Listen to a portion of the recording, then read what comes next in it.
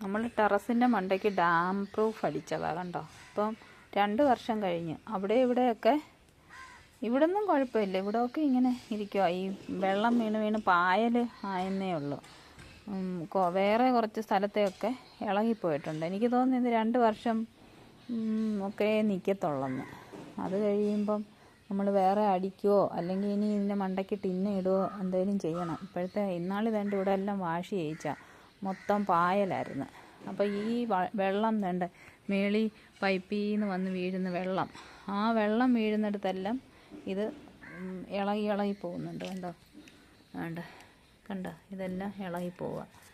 അപ്പം ഇത് ഇന്നാൾ വാഷ് ചെയ്ത് കഴിഞ്ഞ് പിന്നെ ഇപ്പം ഇങ്ങനെ പായൽ പോലെ ആവുക. എപ്പോഴും മഴ പെയ്ത് ഇങ്ങനെ വെള്ളം വീണുകൊണ്ടിരിക്കുമല്ലേ. പക്ഷേ ഇത് അടിച്ചിട്ട് കഴിഞ്ഞാൽ നല്ലതൊക്കെയാണ്. ഒരു 2 വർഷത്തേക്കൊക്കെ ലാസ്റ്റ് ചെയ്യത്തുള്ളന്നേ ഉള്ളൂ. അതുപോലെ ഇവിടെയും വന്ന് വെള്ളം കെട്ടി നിന്നിട്ട് അങ്ങ് പോകുന്നേ. എനിക്ക് തോന്നുന്നു ഈ വെള്ളം വന്ന് വീഴുന്നിടത്തും കെട്ടി നിൽക്കുന്നിടത്തുമൊക്കെയായി ഇത് ഇങ്ങനെ ഒരുപാട് കിടക്കുന്നതെന്ന് ഇങ്ങനെ പോകുന്നത്. അല്ലാതുള്ളിടത്തൊന്നും കുഴപ്പമില്ല. എൻ്റെ ഈ ഭാഗത്തൊക്കെ ഇവിടെയൊക്കെ ഓക്കെയാണ് കണ്ടോ.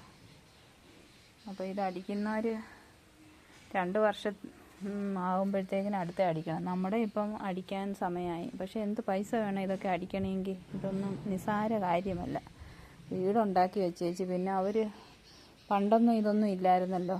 എത്രയോ വർഷങ്ങൾ കഴിഞ്ഞിട്ടാണ് പിന്നെ ചോർച്ചയൊക്കെ വരുന്നത്. ഇപ്പോഴത്തെ വീട് പണിയുടെയൊക്കെ ഒന്നും നമുക്ക് പറയാൻ പറ്റത്തില്ല. എല്ലാം അങ്ങ് ചോരുകയും വിണ്ട് കീറി പൊട്ടുകയും ഒക്കെ ചെയ്യും. അതുകൊണ്ട് ഇവിടെയൊക്കെ വിണ്ട് കീറിയിട്ടൊക്കെ ഉണ്ട് കണ്ടോ. ഇതിലൊന്നും ഇതുപോലുള്ളിടത്തൊന്നും പിള്ളേരൊന്നും വന്ന് ചാരി നിൽക്കാനൊന്നും കൊടുക്കരുത്.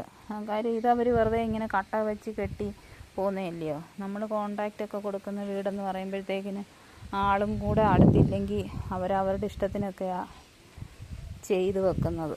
അത് നമുക്ക് ഒരുപാട് നഷ്ടങ്ങളൊക്കെ വരുത്തി വെക്കും. ആരോട് പറയാനാ അതൊക്കെ. ഇനി അടുത്ത വീടുണ്ടാക്കാനുള്ള എല്ലാം മണ്ണൊക്കെ നിരത്തിയിട്ടേക്കുന്നു. എന്ത് രസമുണ്ട്.